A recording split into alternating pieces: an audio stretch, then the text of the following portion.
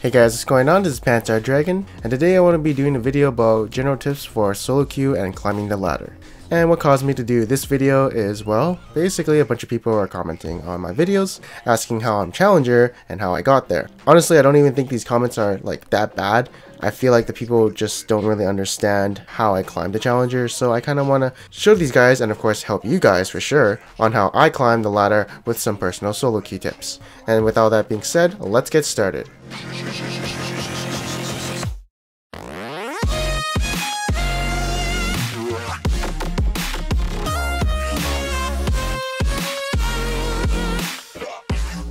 Alright, so first off, starting this video, as you can see, I have a really good win rate on my account. And most of the things I'm going to be saying here is probably true. Probably. Maybe. Who knows? And so you're probably wondering right now, what are the secrets of solo queue? What lies inside in the head of this guy? Alright, so is it mechanics? Does he have godlike faker mechanics? Probably not. And that's why he plays jungle and tanks in the top lane. But he does have simple mechanics and knows how to play each champion to a certain extent. But along with mechanics, there's something called decision making, which is also involved in skill. Deciding what the best move in certain scenarios will obviously help you win games better. In fact, it's actually a bigger factor than just mechanics, because mechanics can only go so far.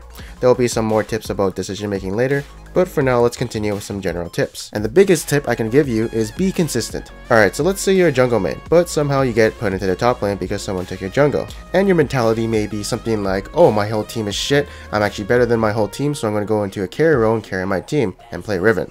Well, that's kind of false, because you're at a disadvantage since you are playing in the top lane and not your main role.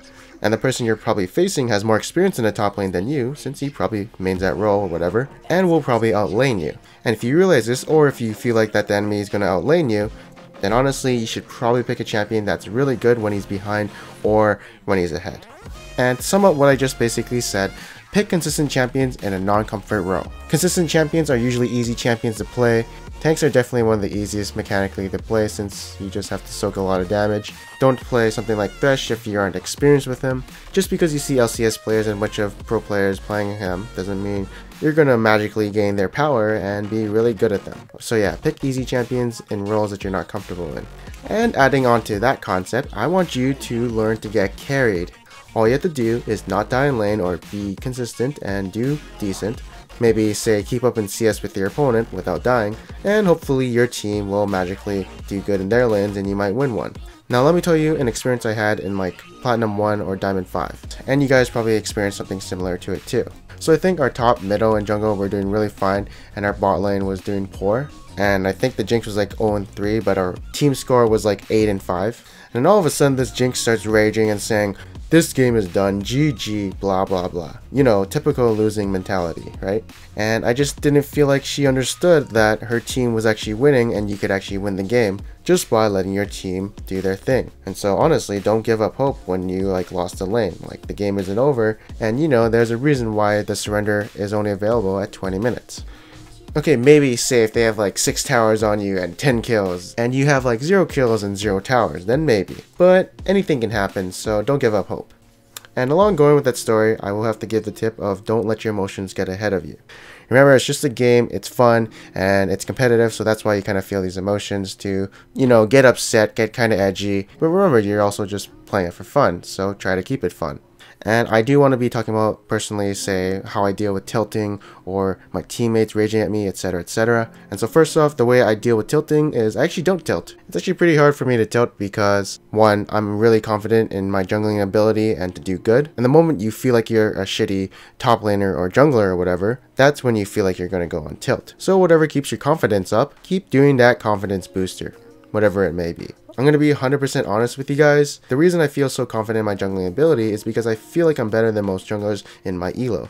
That, and whenever I jungle against someone in the LCS or a streamer and I perform relatively good or better than them, that's a huge confidence boost because, well, I just beat a pro, right? And then I guess that's why when people beat me in normals, they say, "So am I challenger now?" And I say, "Yeah," and then they get a big confidence boost off that. And if I ever go on a lose streak, what I would do is stop playing the game and like wait and play tomorrow, or I would like look at my individual performance and say, okay, I did pretty good. Sadly, we lost the game, but whatever, I'm still confident in my skills of the jungle. But let's say you didn't do so. You probably had a bad game. Everyone has their bad games, I do too. And so usually when I have bad games, I just stop playing and see what other people are doing and learn off other people and improve my skill from there. Now let's talk about how I deal with people who flame me.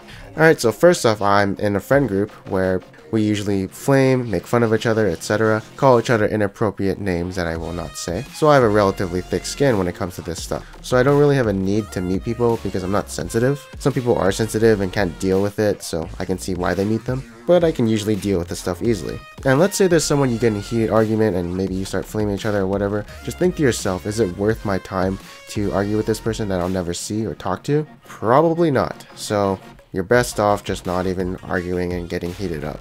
You can mute them or whatever, but don't say it because it'll heat them up more.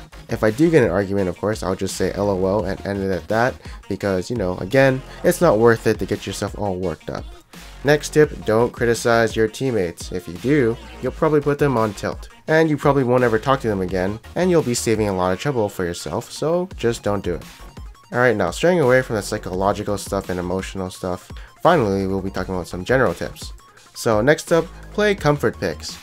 Play champions that you're really comfortable with, and don't force yourself to play something like, say, a pro was using like Rek'Sai jungle, and maybe you're just more comfortable on playing Kha'Zix than her. But honestly, it does help if you can make these meta champions and make them into your comfort zone, since you know they're strong in the meta. Next up, always have some comfort champions for each sub-role. So you know, if it's not your main role, these roles tend to have smaller champion pools for yourself. An example for me would be I can play 90% of the champions in the jungle at a challenger level. But for my top lane, I can only play 3 champions, which is Vladimir, Sion, and Hecarim. For AD carry, I can only play Corki and Jinx. For support, it's Leona and Morgana. And my worst role, which is mid lane, would be Kassadin, but since he's kinda bad right now, I feel like I have to learn someone else right now. Along with consistency comes not dying. So this is a vague concept, and it's actually kinda hard to do, unless you kinda start thinking the way I kinda do. And the way I learned to stop dying was every time I died, I would ask myself how I could have prevented that from happening.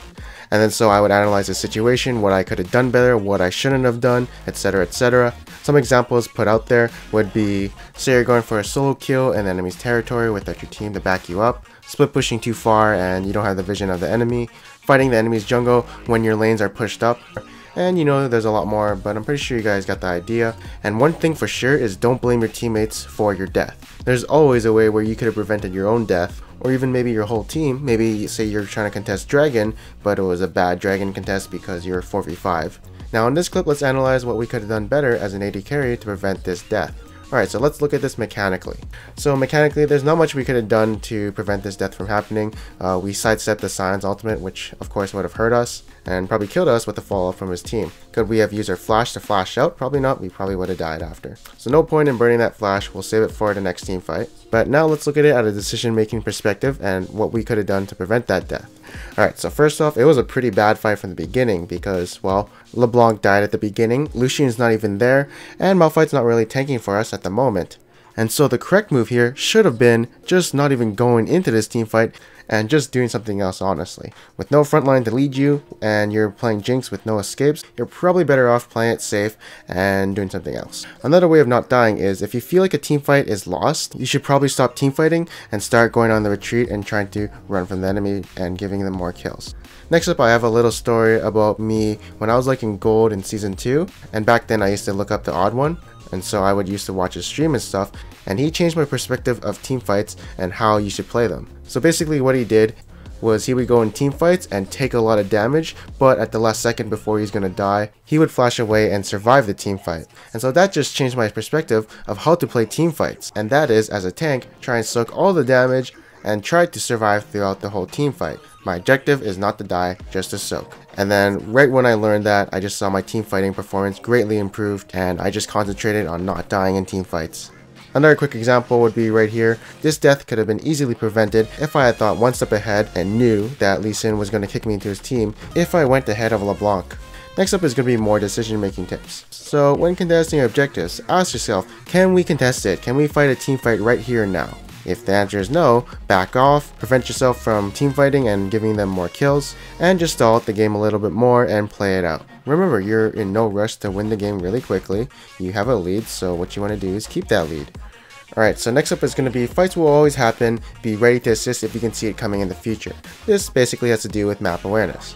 So if you actually ever seen like High Diamond Plus react to a certain situation or fight, they're always like and respond really quickly and get to the action. If you actually notice in lower elos, say you're getting invaded in the jungle and the mid doesn't realize it until like 5 seconds after, it's just because lack of map awareness basically. Although of course pings will help and make them react faster of course. And by saying that, that means communication is key to winning the game. That's also another reason why I don't mute people. And obviously if it is a good fight, don't be afraid to start it, and some indicators of good fights are when you have a lead, you have a great probability of winning the team fight, so if you can fight those 5v5s or 4v4s, obviously, do try to do so. And an optional tip would be to duo. Pick a duo partner you think is really good, and hopefully he feels the same about you. And if you guys are really better than the skill level you're at right now, you should be climbing a ladder in no time. Trust me, it's a really better way, and it's funner since you're probably friends with the other person. But remember, if you do duo, what the matchmaking system does is match you with harder opponents, so be careful. Hey guys, so thank you guys for watching this video. I hope you guys enjoyed it. If you guys did enjoy this video, maybe you'll enjoy 2 guides right up there, mechanics and the black cleaver. And yeah, again, thank you guys for watching this video. I'm pretty tired right now. It's like 6:40 a.m. so I'm gonna head to sleep, and I'll see you guys next time.